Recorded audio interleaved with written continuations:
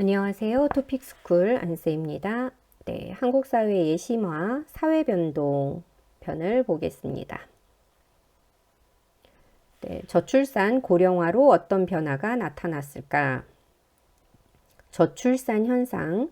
최근 한국 사회는 저출산 고령화라는 사회 변화를 겪으면서 앞으로 인구가 줄어들 가능성이 높아졌습니다. 1960년대에는 합계 출산율이 6명을 넘을 정도로 자녀를 많이 낳았습니다. 1960년대에서 80년대에는 자녀를 적게 낳자는 산하 제한 운동을 벌이기도 했습니다. 그러나 점차 여성이 사회활동에 참여하는 비율이 높아지고 젊은 세대에서는 자아실현을 위해 결혼을 늦추는 경우가 나타났습니다. 또한 청년 실업이 늘고 자녀 교육비 부담이 커지면서 결혼이나 출산을 꺼리는 현상이 나타났습니다. 출산율이 2019년에는 0.92명까지 떨어지게 되었습니다. 고령화 사회, 현대 사회는 보건 의료 기술이 발달했고 영양, 위생, 환경도 개선되는 등 생활 수준이 전반적으로 높아지고 있습니다. 이와 함께 평균 기대 수명이 늘어나고 있고 한국 사회는 고령화도 빨라지고 있습니다. 저출산과 함께 고령화가 지속되면 청년층의 인구는 줄고 노년층의 인구는 늘어나는 방향으로 인구의 구성이 바뀔 것입니다. 또한 경제활동에 참여할 수 있는 인구가 줄어들면서 경제 성장이 느려질 수 있다는 우려가 제기되고 있습니다. 다문화 사회가 되면서 어떤 변화가 나타났을까? 다문화 사회로 진입한 한국 사회. 2020년 1월 기준으로 한국에 체류하는 외국 출신 인구는 약 242만 명이고 이 중 장기 체류하는 인구는 약 174만 명입니다.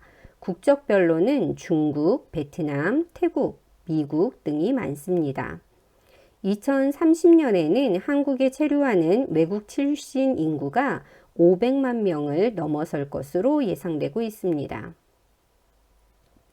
다문화 사회를 대하는 자세. 최근에는 다양한 목적으로 한국에 입국하는 외국인의 숫자가 늘어나고 있습니다. 국내 거주 외국인 중 일부는 집단 거주지를 형성하기도 하였습니다.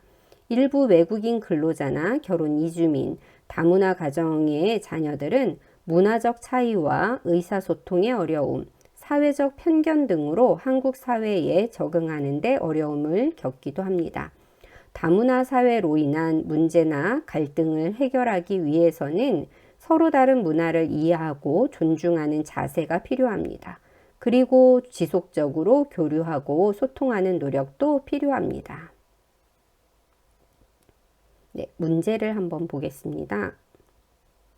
한국의 저출산 고령화 관련 변화에 대한 설명으로 옳은 것을 고르시오. 1번 고령화가 지속되면 청장년층의 인구가 늘어날 것이다. 2번 합계 출산율이 낮기는 하지만 한 명대를 계속 유지하고 있다.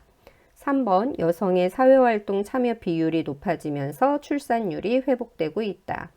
4번 의료기술 발달, 영양상태 개선 등으로 평균 기대 수명이 늘어나고 있다.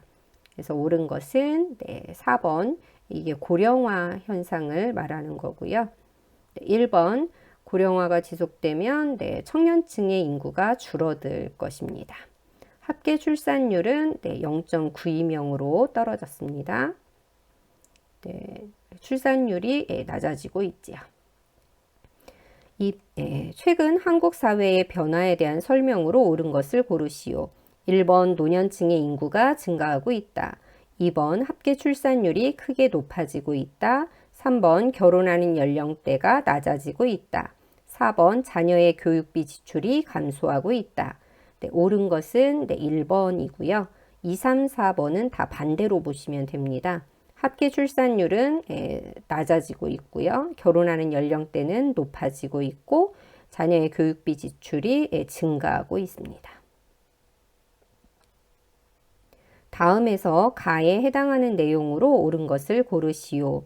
교통수단과 정보통신 기술의 발달과 함께 확산된 세계화 현상은 서로 다른 문화권에 속한 사람들 간의 연결과 이동의 범위를 넓혀 놓았다.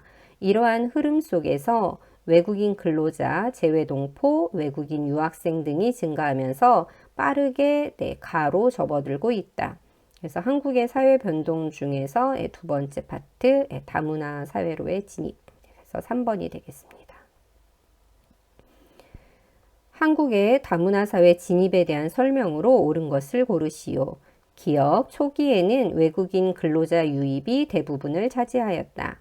니은 2020년 기준으로 한국에 있는 외국인 중 미국 국적이 가장 많다. 디귿 다양한 목적으로 한국에 입국하는 외국인이 증가하고 있다.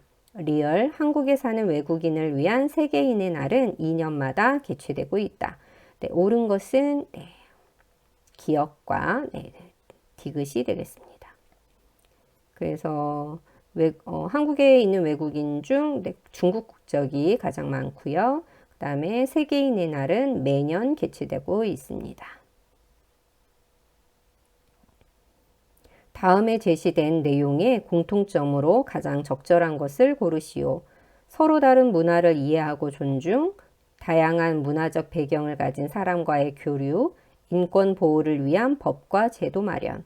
그래서 이 공통점은 3번 다문화 사회를 대하는 자세가 되겠습니다. 구수령 문제입니다. 다음 자료를 보고 아래의 질문에 대답하여 봅시다. 가는 한국에 사는 외국인 분포, 나는 한국에 있는 외국인 국적 분포입니다.